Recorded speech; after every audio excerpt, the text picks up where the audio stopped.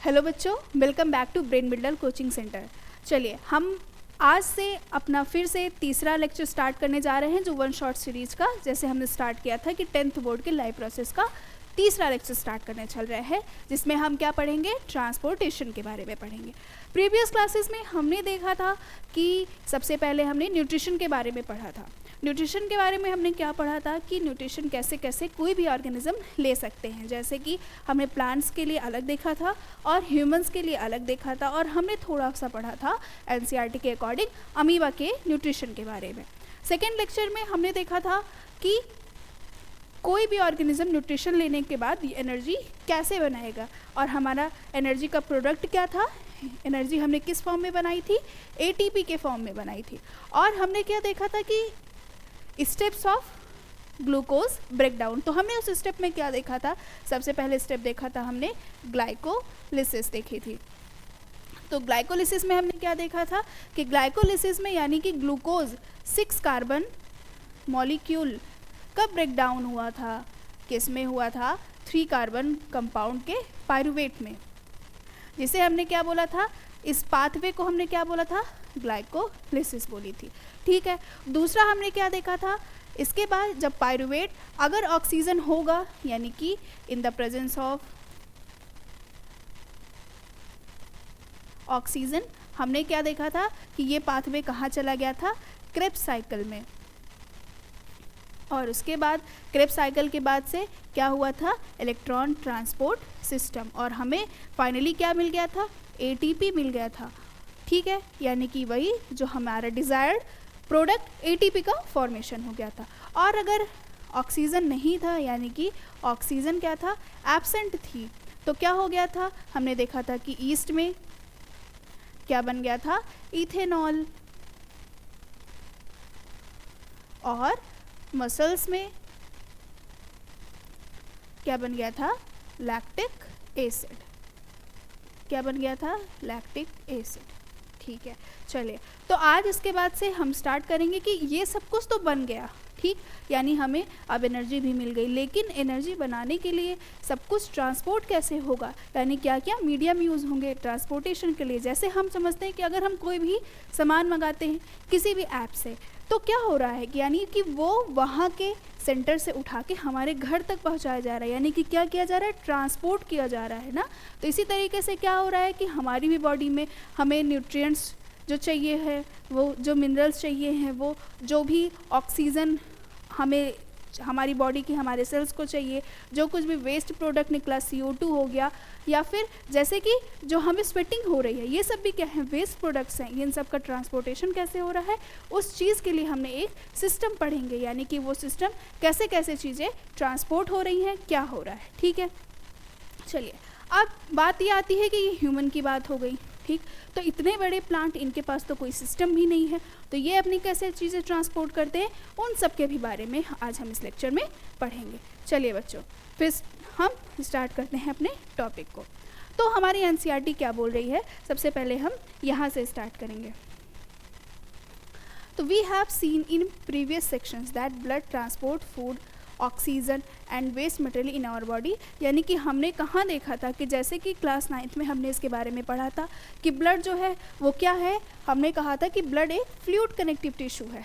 ठीक है, fluid connective tissue जो क्या कर रहा है, यानी कि एक चीज़ों को दूसरी चीज़ों से कनेक्शन दिखा रहा है, कनेक्ट कर रहा है। पहली चीज़, दूसरी चीज़ कि ये क्या क्या कर रहा है कि ये ट्रांसपोर्ट कर रहा है किसको, फूड को, ऑक्सीजन को, और अदर वेस्ट मटेरियल्स को हमारी बॉडी में।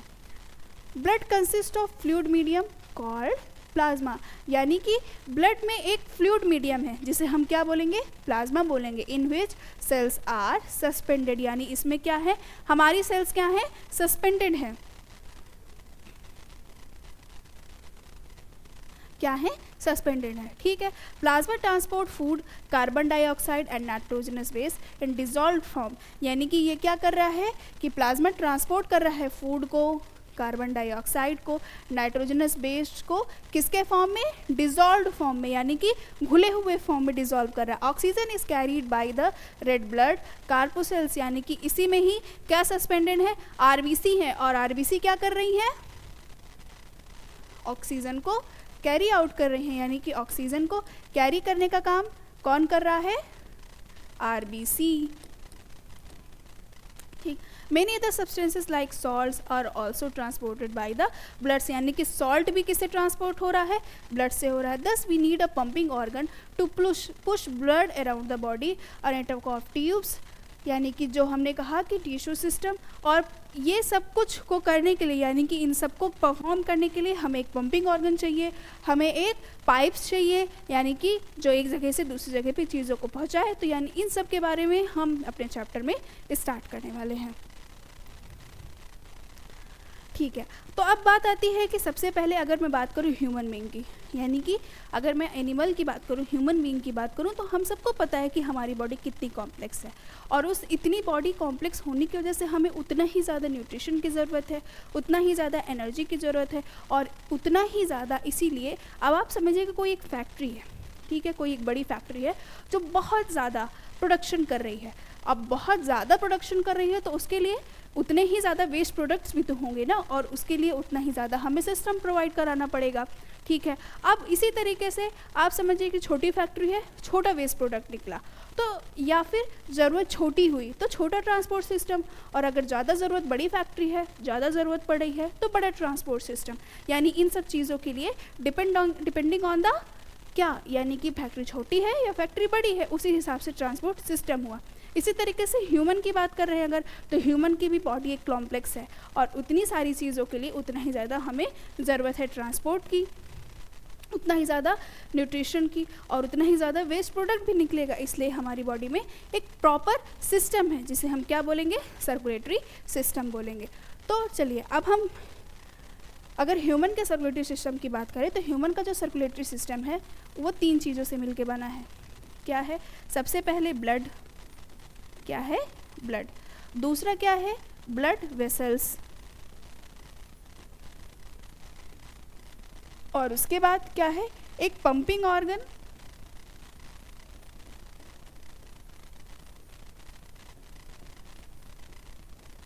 जिसे हम क्या बोलेंगे? हार्ट बोलेंगे। ठीक, तो यानी कि एक ब्लड है जो किसका काम कर रहा है? मीडियम का काम कर रहा है। ठीक है, उसके बाद जो एक जगह से दूसरी जगह चीज़ों के लिए हमें क्या चाहिए? एक पाइप चाहिए, वो काम क्या कर रही है? ब्लड वेसल्स कर रही है। और उसके बाद इन सब चीज़ों को पंपिंग करने का काम, यानी कि प्रेशर क्रिएट करने का काम कौन कर रहा है? पंपिंग ऑर्गन हार्ट कर रहा है। ठीक है, अब हम आगे पढ़ेंगे। सबसे पहले हम किसके बारे में देखेंगे? ब्लड के बारे में देखेंगे। ठीक है, तो ब्लड के बारे में अगर हम देखेंगे तो हमको क्या देखना है कि सबसे पहले कि ब्लड हमारा किस चीज़ से मिलके बना हुआ है, यानी कि हम ब्लड के कंपोनेंट्स के बारे में देखेंगे। तो ब्लड क्या है? ब्लड में क्या है? सबसे पहले प्लाज्मा, अभी हमने देखा था क्या है? प्लाज्मा है। ठीक है, और दूसरा क्या है? Formed elements. क्या है? सबसे पहले प्लाज्मा है, और उसके बाद क्या है? फॉर्म्ड एलिमेंट्स है। ठीक, अब प्लाज्मा की बात अगर मैं करूं तो प्लाज्मा में क्या क्या है? सबसे पहले प्लाज्मा, यानी कि अभी हमने देखा कि प्लाज्मा क्या है? एक मीडियम है, और प्लाज्मा मीडियम होने की वजह से ये क्या काम कर रहा है? यानी कि एक जगह से दूसरी चीज़ों को, सॉल्ट्स को, नाइट्रोजनस वेस्टेज को और अदर डिजॉल्व्ड सेल्स को ये क्या काम कर रहा है? ट्रांसपोर्ट करने का काम कर रहा है। ठीक है, तो मैंने कहा प्लाज्मा, तो प्लाज्मा यानी कि सबसे पहले मैं कहूँ कि प्लाज्मा में क्या क्या है? प्लाज्मा क्या काम कर रहा है? सबसे पहले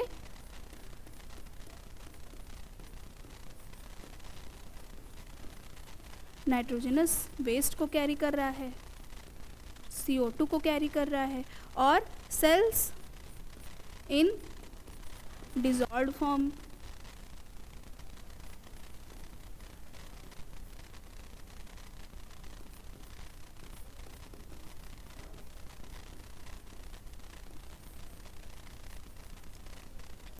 डिसॉल्व फॉर्म। ठीक है, और अगर मैं फॉर्म्ड एलिमेंट्स की बात करूं तो फॉर्म्ड एलिमेंट्स में क्या है? हमारी RBC है, WBC है, और क्या है? प्लेटलेट्स। क्या है? प्लेटलेट्स। ठीक, क्या है, नाइट्रोजनस बेस्ड। जो प्लाज्मा में मतलब कुछ भी जो कुछ भी है वो घुले हुए फॉर्म में है। क्या क्या है, नाइट्रोजनस बेस्ड है, CO2 है, डिजॉल्व्ड सेल्स हैं, और क्या है कि जो कुछ भी सेल्स हैं वो किसके फॉर्म में है, डिजॉल्व फॉर्म में। और फॉर्म्ड एलिमेंट्स में हमारे क्या क्या आते हैं, RBC है, ठीक, WBC है, और क्या है, प्लेटलेट्स है, ठीक है। चलिए अब ब्लड वेसल्स की पहले मैं धीरे धीरे ब्लड के बारे में बात करती हूँ, ठीक। Blood,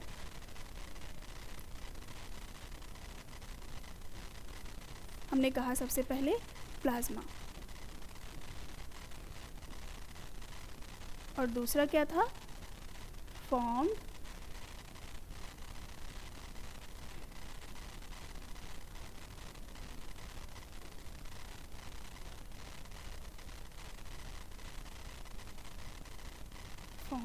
elements. क्या थे, प्लाज्मा थे, और क्या थे, फॉर्म्ड एलिमेंट्स थे, ठीक है। तो अगर मैं बात करूँ ब्लड में प्लाज्मा की, तो प्लाज्मा हमारा ब्लड का कितना परसेंट होता है, 55% होता है। कितना होता है, 55%, यानी ब्लड में अकेले का प्लाज्मा का जो पार्ट होता है वो कितना होता है, 55% होता है। एक मिनट बच्चों, पानी पी लूँ।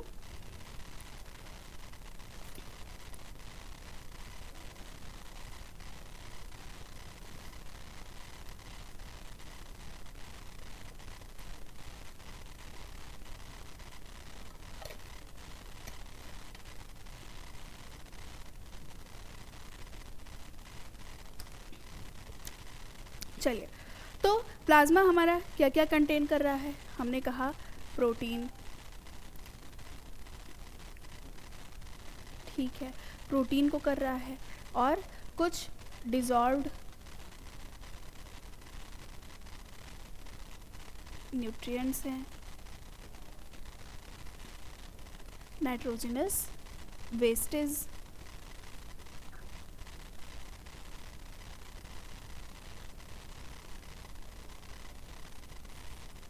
ठीक।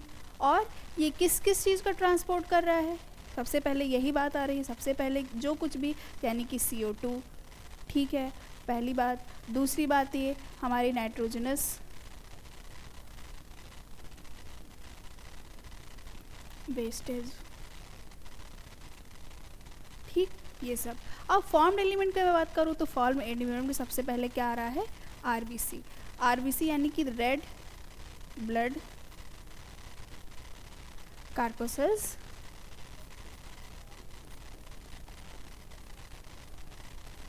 ठीक है। तो RBC में अगर मैं RBC की बात करूं तो RBC में का काम क्या है, सबसे पहले ये क्या कर रहा है, ऑक्सीजन को ट्रांसपोर्ट कर रहा है, ऑक्सीजन को ट्रांसपोर्टेशन का काम करा रहा है, ठीक है। और ऑक्सीजन ट्रांसपोर्ट किसकी हेल्प से होता है, हीमोग्लोबिन की हेल्प से। अब हीमोग्लोबिन क्या कर रहा है, ऑक्सीजन के साथ मिलके ये क्या बना रहा है, ऑक्सी हीमोग्लोबिन, जो कि क्या कर रहा है, ऑक्सीजन को ट्रांसपोर्ट करा रहा है। दूसरी चीज़ आती है WBC, वाइट ब्लड कार्पसेल्स, WBC का काम क्या है, WBC क्या कर रहे हैं, हमारी बॉडी में डिफेंस का काम कर रहे हैं, यानी कि आर्मी का काम कर रहे हैं, यानी कि ये क्या कर रहे हैं, प्रोटेक्शन दे रहे हैं, ठीक है। यानी कि इनका काम क्या है, इम्यून सिस्टम को बूस्टअप कराना, यानी इम्यून सिस्टम में ये WBC काम कर रहा है, ठीक है। अब दूसरी बात आती है प्लेटलेट्स,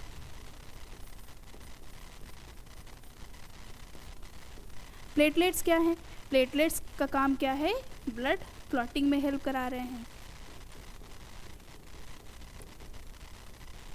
हेल्प करा रहे हैं किसमें, ब्लड क्लॉटिंग में, ठीक। चलिए तो आगे बढ़ते हैं और अब देखते हैं कि ट्रांसपोर्टेशन इन एनिमल्स, ठीक। तो अगर ट्रांसपोर्टेशन इन एनिमल्स की बात करूँ तो अलग अलग एनिमल्स, जैसे कि अभी हमने पढ़ा, तो मेन काम कौन करा रहा है, ब्लड ब्लड वेसल्स और हार्ट।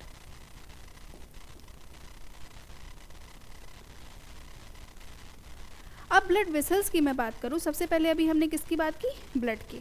अब मैं ब्लड वेसल्स की बात करूं तो ब्लड वेसल्स में सबसे पहले क्या आती हैं, आर्टरीज आती हैं। क्या आती हैं, आर्टरीज। आर्टरीज क्या है, जो क्या कर रही हैं, हार्ट से बॉडी की तरफ, यानी कि वो जो कुछ भी, यानी ब्लड को क्या कर रही हैं, हार्ट से बॉडी की तरफ ट्रांसपोर्ट करा रही हैं, यानी heart to body. Veins body part से हार्ट की तरफ, ठीक।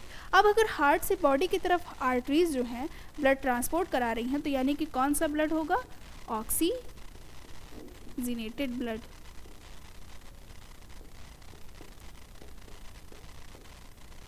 ठीक बात।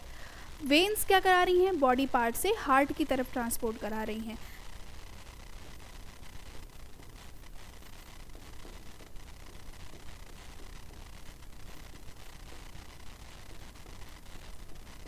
यानी कि डी ऑक्सीजनेटेड ब्लड। अब अगर मैं एक बात बताऊं, यानी कि कहा गया कि हार्ट से बॉडी की तरफ ऑक्सीजनेटेड ब्लड, तो क्या हो रहा है कि आर्टरीज जो हैं वो हार्ट से बॉडी की तरफ ऑक्सीजनेटेड ब्लड करा रही हैं, लेकिन एक इसमें एक्सेप्शन है। वो क्या है, पल्मोनरी आर्टरी, जो क्या करा रही है, डीऑक्सीजनेटेड ब्लड ट्रांसपोर्ट कर रही है।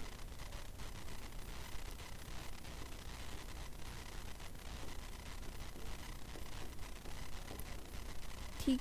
और इसी तरीके से वेन्स में भी क्या है, पल्मोनरी वेन, जो क्या कर रही है, डीऑक्सीजनेटेड, यानी कि ये क्या करा रही थी, डीऑक्सीजनेटेड, और ये क्या करा रही है, ऑक्सीजनेटेड ब्लड का transportation.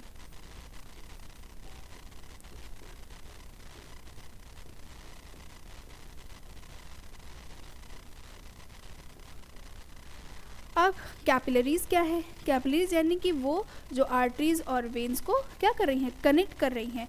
Connection connects arteries and veins, यानी कि जो आर्टरीज को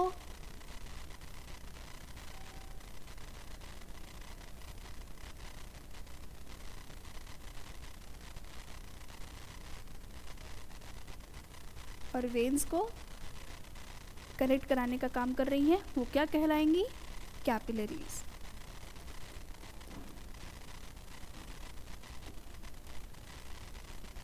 देखिए इस डायग्राम में, देखिए आपको समझ में आएगा कि सबसे पहले मैंने कहा आर्टरीज जो क्या कर रही हैं, ऑक्सीजनेटेड ब्लड ट्रांसपोर्ट कर रही हैं।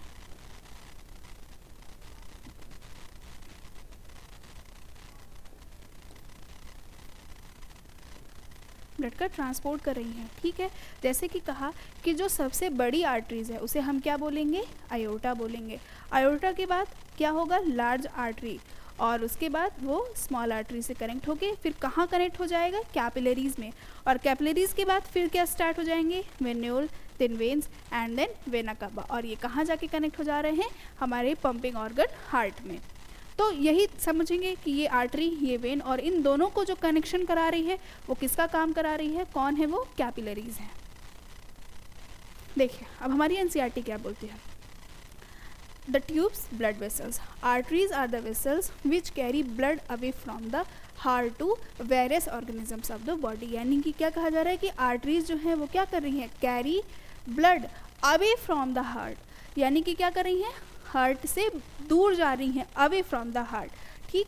तो since the blood emerges from the heart under high pressure, the arteries have ठीक इलास्टिक वॉल्स, यानी कि आर्टरीज की जो वॉल्स होती हैं वो कैसी होती हैं, ठीक होती हैं। Veins collect the blood from different organs and bring it back to the heart.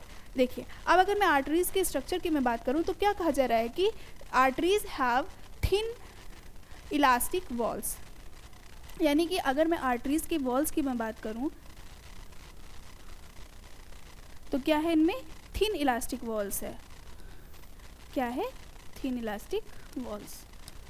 तो ये क्या हो गया, यानी कि इनकी जो वॉल्स हैं वो क्या है? थिन है। और अगर मैं ल्यूमेन की बात करूँ तो क्या हो जाएगा? Wide lumen. यानी कि आर्टरीज क्या होती हैं? एक मोटी मोटी पाइप होती हैं, मोटी मोटी, यानी कि जिनमें ज़्यादा अमाउंट में ब्लड इधर से उधर ट्रांसपोर्ट होगा। Veins collect the blood from different organ and bring it back to the heart. They do not need thick walls because the blood is no longer under pressure. Instead, they have valves that ensure that the blood flows only in one direction. अब अगर मैं veins की बात करूँ तो veins का क्या हो रहा है? इनमें इतनी थिक वॉल की ज़रूरत नहीं है, यानी कि इनमें वॉल क्या होती है? पतली वॉल होती है। क्यों? क्योंकि इनको इतना ज़्यादा प्रेशर झेलना नहीं पड़ता। अब कहो आगे बात करते हैं। ऑन रीचिंग ऑर्गन और tissue the artery divide into smaller and smaller vessels to bring the blood in contact with the all the individual cell. The smallest vessel have walls which are one cell thick and are called capillaries. यानी कि कुछ सबसे छोटी vessels होती हैं जो सिर्फ single layer की थिन होती हैं, जिन्हें हम क्या बोलते हैं? कैपिलरीज बोलते हैं। Exchange of material between the blood and surrounding cells take place across the thin wall. The capillaries then join together to form veins that convey the blood away from the organ or tissue. यहाँ से इतना पास नहीं दिख रहा है, इसलिए हो सकता है कि थोड़ा सा मुझे कम दिख रहा है, मिस्टेक हो जाए, बट आप लोग को दिख रहा होगा, आप लोग समझ के पढ़ेंगे। अब हार्ट की मैं बात करती हूँ। हार्ट में कहा गया कि हार्ट हमारा क्या है? एक पंपिंग ऑर्गन है। ठीक, अगर मैं हार्ट के साइज की बात करूं तो क्या होता है? हमारी एक मुट्ठी